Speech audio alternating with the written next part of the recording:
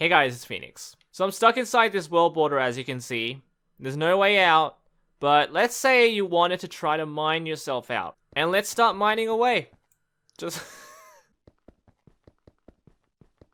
Something's wrong. It's still stuck here, but that's only because I'm in adventure mode, guys. I'm mining while I'm in adventure mode. This uses a combination of really complex techniques that are very unusual and a bunch of glitches that shouldn't even be allowed. This is something called adventure mode mining that you can actually exploit. Now I'm going to explain everything at the very end of this video, but let me just switch over to survival mode. That's how you can break your way out of here. Watch. Ow. Okay, no, so you can't actually break your way out of the world border. A long time ago on this channel, I think 3 years ago, I made a video called Mining Water in Minecraft. You might have seen this image on the internet because a lot of people reposted it, like a ton of people. It was me. I made it. Welcome to my channel. This is what I do. Are you new here? If you haven't subscribed, you can subscribe if you'd like to see more weird stuff like this. And I also made that, mining air blocks. I made that, I think, last year. So this effect itself, I think, is a lot better. This also works if you set the world border size to a different value. So right now it's 16. If I change the size to, let's say, 20, I can go over to it once again.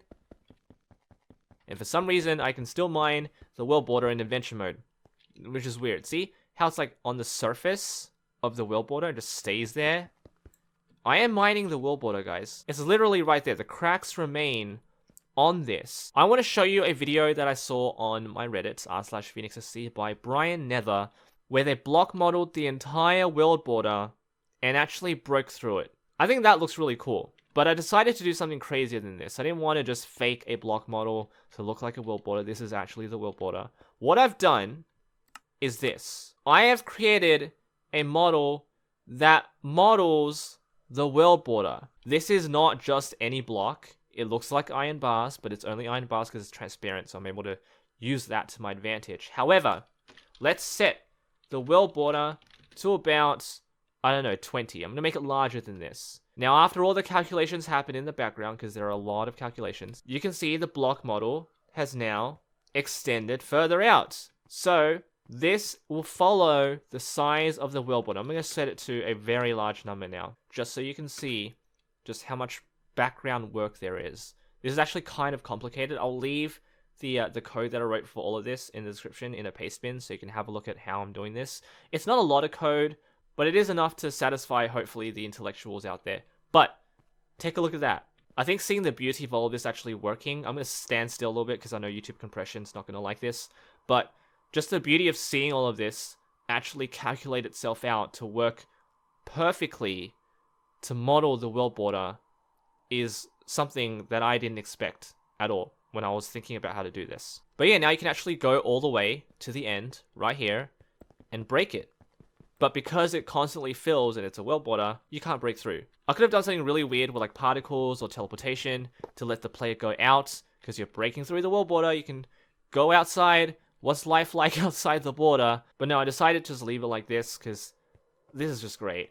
I like seeing things like this, where the explanation itself, where everything's revealed, just creates a very nice illusion. Just how the inner workings of something can create a really satisfying effect like this is enough, I think, sometimes. Now, the way all this works is actually like underground. You won't see it. Basically, it's a bunch of geometry where like there are a bunch of armor stands underground and they extend out to look for the world border. And once they found it, they shoot themselves all the way up into the sky. And that's why it takes a bit of time. So, like, if I do world border set 150, that could take some time because it has to look for it. And then the lighting updates. If you know any geometry, you'd know that the larger the world border is, it's actually exponentially more difficult to calculate. So, there we go. And I can mine it. It's a block still.